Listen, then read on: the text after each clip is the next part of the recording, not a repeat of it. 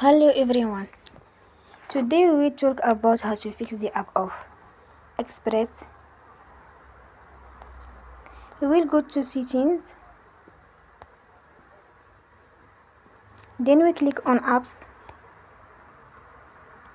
After that you will search the app Express and you will click.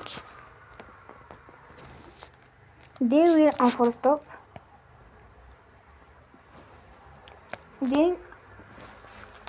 After that you will choose storage. Then we click on clear cache. You will go to Play Store and they will update your app. Don't forget to support us by like and subscribe.